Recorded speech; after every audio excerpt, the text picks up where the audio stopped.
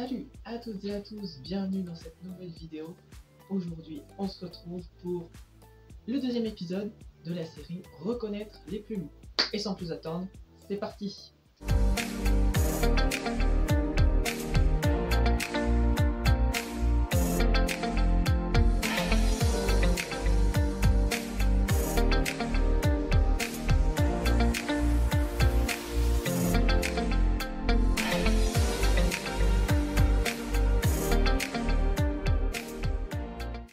Donc, la vidéo va se dérouler en 3 temps. Dans un premier temps, on va prendre le descriptif de l'oiseau, pour le premier point, pour comprendre son comportement. Ensuite, on va voir la deuxième catégorie, les plumes de l'oiseau.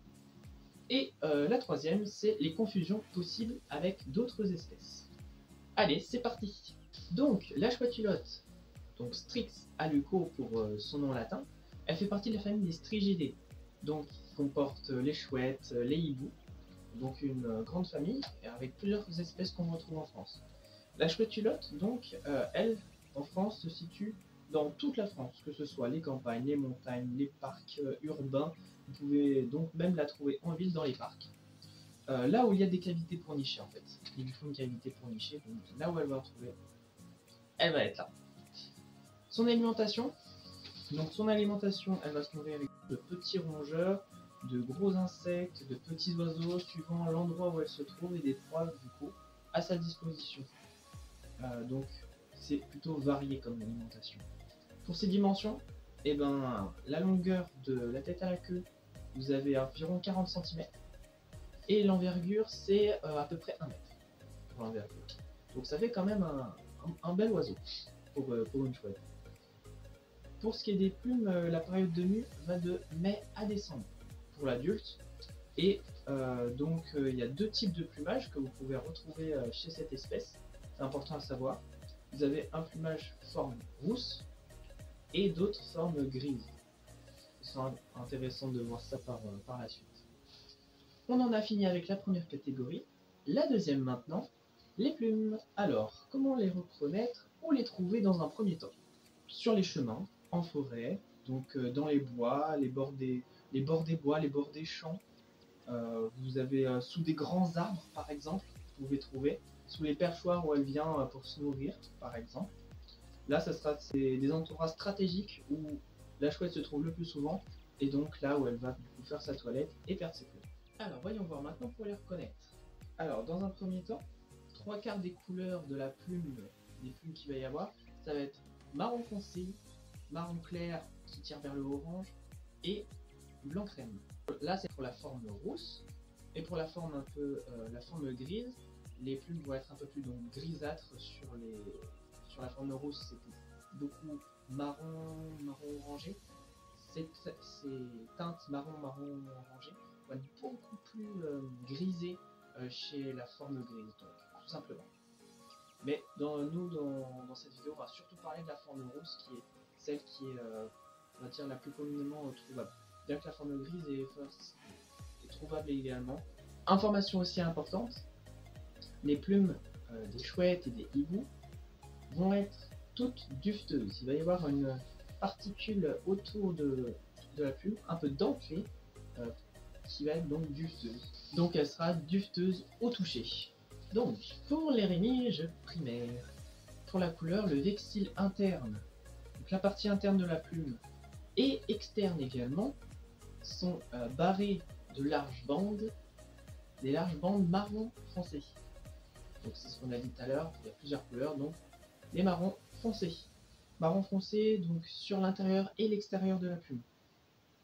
Également, le vexille interne, il est blanc crème, en bas, puis ensuite la zone elle se rétrécit en montant et le haut du vexille interne il est plus brun clair, ensuite la zone se rétrécit en descendant et le vexille externe du coup il est marron orangé en haut et il s'éclaircit en descendant. Et pour certaines des rémiges primaires il y a une échancrure donc c'est la partie que vous voyez ici qui est une forme un peu différente. tac, échancrure juste là, échancrure sur les plumes de P1 à P5. Sur le nom P1, P5, R1, peu importe, je vous renvoie juste ici ou ici, je ne sais plus, à ma première vidéo qui complète donc ces vidéos-là. Si jamais vous ne les avez pas vues, allez voir. Et sinon, si vous avez des questions dans l'espace commentaire, c'est fait pour. Vous pouvez me poser toutes les questions que vous voulez. On reprend. Donc pour le reste des rémiges primaires, il n'y a pas d'échancrure. Comme ici, il n'y a pas d'échancrure, il n'y a pas ça. Et elles sont du coup de plus en plus petites. Donc pour les rémiges secondaires, cette fois elles sont similaires aux rémiges primaires autres, donc sans échancrure, et elles rapetissent petit à petit. Pour les rectrices, donc les plumes de la queue, elles sont similaires donc aux rémiges secondaires, sauf que la plume, quand vous la prenez sur le flanc, bien droite, et bien les rectrices sont courbées sur le flanc. Elles sont courbées. Ensuite, pour toutes les tectrices, les petites plumes, elles sont de la même couleur, comme on a dit avant, donc les trois couleurs principales, avec une base dufteuse qui est plus noire, et les duvets sont noirs avec des bouts marrons. Donc pour les tectrices, la base de la plume est dufteuse, d'abord noire, ensuite un petit peu plus marron orangé, et ensuite le reste de la plume donc a un motif particulier, assez spécifique et assez complexe aussi, qui est très joli à voir. Maintenant, troisième et dernier point, on va voir les confusions possibles. Et oui, parce qu'il y a peut-être quelques confusions, donc notamment avec les autres rapaces, vu que tous les rapaces ont, on va dire, les mêmes couleurs pour les plumes. Donc déjà, on va diviser les rapaces en deux catégories, les rapaces nocturnes et les rapaces diurnes, donc qui vivent le jour. Les rapaces nocturnes, donc comme la chouette-culotte, ont les plumes dufteuses pour éviter de faire du bruit la nuit, pour attraper des proies. Alors que les rapaces diurnes, eux, les plumes sont normales, pas dufteuses. Donc à partir de ce moment-là, pour les confusions avec la chouette-culotte, on va enlever toutes les plumes qui ne sont pas dufteuses. Donc toutes les plumes des rapaces diurnes. Donc que ce soit de la buse variable, des aigles, des faucons, tout ça, on y enlève. Par contre, une espèce, la buse variable en particulier, que vous allez retrouver un peu dans les mêmes biotopes, vous allez peut-être pouvoir vous confondre avec une sorte de plume, c'est donc les tectrices qu'on a parlé juste avant, les petites plumes un peu dufteuses. La buse variable a aussi des plumes dufteuses, les petites plumes dufteuses tectrices sur le corps. Ça sera très simple de les reconnaître puisque la base de ces plumes là ne sera pas noire mais sera marron brun voire blanc.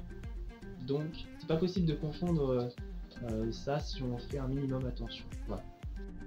Une deuxième espèce que vous pouvez peut-être confondre éventuellement, c'est avec son cousin le hibou moyen-duc. Donc le hibou moyen-duc a des rémiges primaires, secondaires et également les rectrices avec des couleurs beaucoup plus orangées, avec un orange un peu plus tiré, orangé jaune clair, surtout sur le bas des plumes.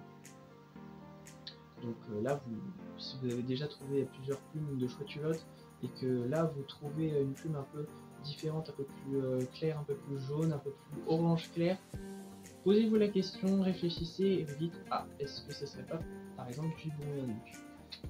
Également, les plumes elles sont 2 à 7 cm plus grandes que celles de la chouette-culotte. Donc là aussi, la taille des plumes, suivant où est-ce qu'elle est placée sur l'oiseau, va être un indicateur pour éviter les confusions.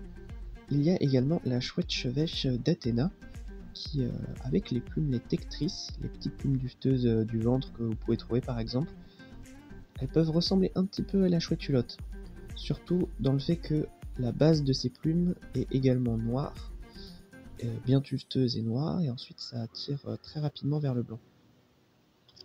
En général, vous pouvez trouver assez facilement la différence puisque les plumes de la chevêche d'Athéna sont vraiment petites alors que les plus petites tectrices de la chouette hulotte sont quand même de taille assez considérable. Je vous laisse regarder en image, hein. Vous voyez bien la différence, mais il peut y avoir quelques confusions possibles, donc faites attention et essayez de trouver des formes beaucoup plus rousses chez la chouette hulotte. Si vous trouvez les formes plus rousses, ça sera plus facile à reconnaître, alors que la chevêche d'Athéna, elle va vraiment partir sur du marron un peu plus foncé.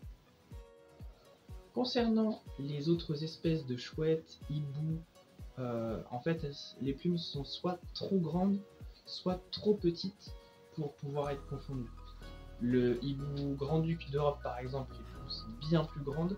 La chouette de Tengmalm, la chouette chevêchette d'Europe, la chevêche d'Athéna, le petit duc Skop, les plumes sont beaucoup trop petites, ce sont des minuscules, pas minuscules oiseaux, mais beaucoup plus petits. Et pour ce qui est du hibou des marais, elles sont assez semblables au hibou moyen duc en fait, mais elles sont encore plus claires, beaucoup plus claires que le hibou moyen duc. Donc là encore une fois, vous ne vous tromperez pas avec la chouette hulotte. Donc peut-être faites attention avec la forme grise de la chouette hulotte. Peut-être simplement prendre des plumes de chouette hulotte de forme rousse et regarder, comparer si dans l'aspect général c'est la même plume mais forme grise tout simplement. Alors qu'avec le hibou des marais, ça va être un peu plus... je pense que ça va être un peu différent quand même. Mais également ce qui va vous aider, c'est que le hibou des marais, son habitat va également être signe de reconnaissance, puisque le hibou des marais, c'est un hibou qui vit surtout dans les zones marécageuses. On trouve des chouettes hulottes dans les zones marécageuses également. En général, elles préfèrent quand même les bois. Donc si vous trouvez par contre des zones marécageuses avec des bois à côté, faites aussi attention aux confusions possibles avec le hibou des marais. Voilà qui est fait pour donc ce deuxième épisode de la série Reconnaître les plumes. Je vous ai présenté donc la chouette hulotte. Si vous avez des questions, n'hésitez surtout pas à en poser en commentaire. Si j'ai raté quelque chose, si j'ai parlé de quelque chose que vous n'avez pas compris, n'hésitez pas à me le mentionner dans les commentaires. Je répondrai, en tout cas j'essaierai de répondre à tous les commentaires que je verrai pour donner un maximum d'informations et pouvoir vous aider donc par la suite, ou à pouvoir reconnaître vos plumes que vous trouverez donc dans la nature. Je vais également mettre en place un sondage juste après cette vidéo pour que vous puissiez donc choisir entre deux espèces que je choisirai, j'ai pas encore choisi donc vous verrez, ce sera la surprise. Entre deux espèces pour le prochain épisode, vous choisirez laquelle vous voulez voir apparaître. Et si vous avez des suggestions que vous voulez mettre dans l'espace commentaire pour les prochains oiseaux, allez-y. L'espace commentaire est libre d'accès, donc allez-y, il n'y a pas de souci. Voilà, donc j'espère que cette vidéo vous a plu, et puis moi je vous dis à bientôt pour une nouvelle vidéo. Allez, salut les amis!